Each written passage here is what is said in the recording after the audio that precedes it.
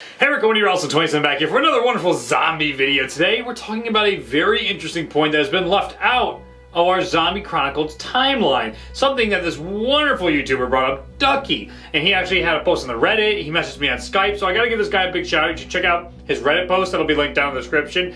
And also his video he made, because he makes incredible points. Some points that are so good it warrants a lot of discussion in the community. I'm actually like heartbroken that there's not more traction about what he's talking about inside this theory and timeline. So shut up, Reed, get into it. What happened at the end of Richtofen's Buried Endgame? Well, what's interesting is we have our timeline, right? And they say canonized. 100% Maxis ending canonized. You're right.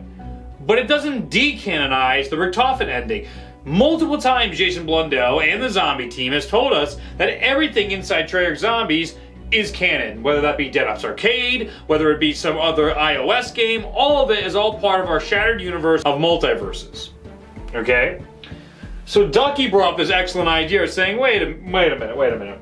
He views it like a function, like in a programming. So if you're not familiar with programming, this won't make as much sense to you. But all these universes exist until they're called upon. So they just exist, but they don't really do anything until you call upon it. Okay, but there's some points he makes over here that I started jotting down and some connections I went further to make as well. I also got to talk about Johnny J right here for a second, because inside here, he started linking it up with the Canorium, the structural thing that in the beginning of the trailer, we see the Canorium go in the beginning, and that makes the universe. We know the Canorium, I meant the summoning key. I'm sorry, I'm talking too fast. The summoning key. We see the summoning key go into the beginning and create the universe. It is the tool the keepers use to make the universe. And remember, Dr. Monty is a keeper. There's only one summoning key in all the many multiverses. But if you look at the summoning key, the circles actually sort of resemble these universes on the summoning key. Interesting point, and I like that John brought that up. But let's continue forward, because that's not completely necessary for this talk, but something that's fun for you to know. Well, Tucky brings up this point that this is the perfect ending for Monty. As long as Maxis' ending occurs, Origins happens. Without Maxis' endgame, according to our timeline, Origins doesn't occur. Wait a minute. That quote at the end of the Revelations ending, I'll play it. I suppose I could make a little corner somewhere in history. A place where I can dump some of the other shit that I've left over, or I just wipe you from existence. Oh, hang on. Actually, that all works out perfectly. That one right there makes a little more sense if we put it in the context of what Dr. Monty's trying to do. Once we take another spin on this, what if Dr. Monty doesn't like Richtofen? Oh wait, that's not really a guess, that's a fact. He doesn't talk to Richtofen and go ride Crovey. Okay, Nikolai, Dempsey, Takeo, I'm only talking to you right now. Richtofen, he can't hear me, so he's probably off doing his own thing right now anyway. No change there, I suppose. The good news is, you're nearly done. He tries to pin us against one another and go ride Crovey. He's trying to figure out some way to get his perfect controllable world. Maybe this mess he can compartmentalize and put in a different universe away from his perfect universe. He can control this universe. Monty, again, isn't really evil or good. He's this kind of chaotic neutral that only cares about utilitarianism, what's best for his vision of a perfect world. So Ducky goes and makes this great connection right here. We have Maxis in his universe. His endgame creates Origins, allows all this to come through, and that quote with Monty saying, oh, that works out perfectly. We can send them back in time. Then our characters create the staffs or find the staffs, and they leave the staffs, giving it the knowledge for our future characters in World War II to use it to do all of this all over again. Very interesting. The paradox must be resolved is over here. What if we take the Richtofen Endgame universe and flip it over here? Maybe that comes right here into our paradox if we would flip this, and that would lead us to another ending, another universe, or another storyline. Alright, stick with me with the possibilities here. It's possible that Dr. Monty does not like Richtofen, does not like all this time traveling, even his radios, Ducky pointed out, that he cites, Richtofen's on his own thing, and you were fighting alongside Gersh at some point, and all these things. He's always putting down Richtofen, crazy Richtofen, doing his crazy things. Doesn't know why he's doing this. Why is he going to get that goldenrod and Vril device? Maybe he knows. This is a reflection of the Chronorium. This is an excerpt from the Chronorium citing this timeline. An excerpt, not all of history, not all the timelines, only a piece.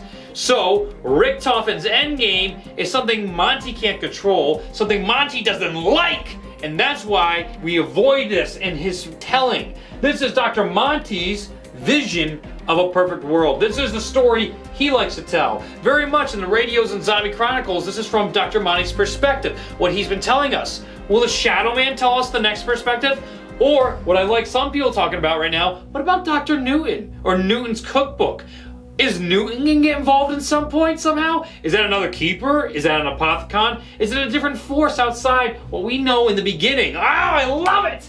This is what this timeline has caused. Now we have a discussion going forward about what the future holds and not what we can argue about the past. We can still bring up what we need to talk about, but look at this. Richtofen's endgame at Round Infinite could reflect infinite time, whether it be a universe that does become an empty Earth and everything goes to shit, but it's something that goes on indefinitely. This is a cycle. Well, you could say the cycle's infinite, but very possibly that connection that Treyarch's trying to make now is that the buried ending with Round Infinite is that time moves infinitely forward. It's always going to continue. The zombies get stronger until everybody dies on the planet. And Richtofen's endgame is even worse in the sense that he gets bored with his powers. And what does he do at that point? What happens when Richtofen's in control or stuck in Samuel's body? He has to wait until Samuel dies to get out of his body? Maybe?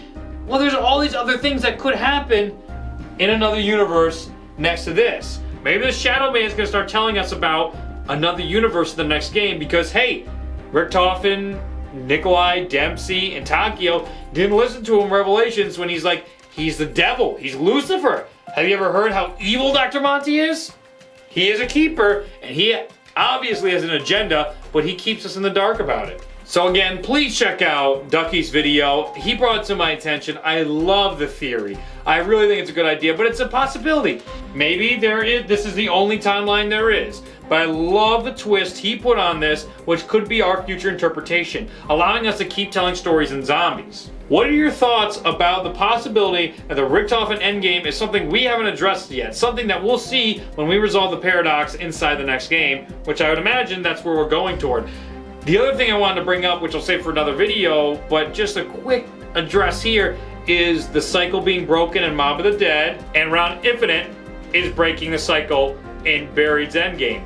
I don't quite get behind that right now because I think breaking the cycle inside this universe is more complex, or at least hasn't been shown to us narratively yet, but it's a possibility. So it's something to think about, like, oh, it's cool, but I don't think that's actually it yet. I think we're going to know when the cycle is truly broken, even though it says the cycle is broken in Mob of the Dead. If you did enjoy this video, please subscribe for all your Black Ops 3 zombie news and information, all your Call of Duty zombie news, all the stuff going forward. I'll be in E3 soon.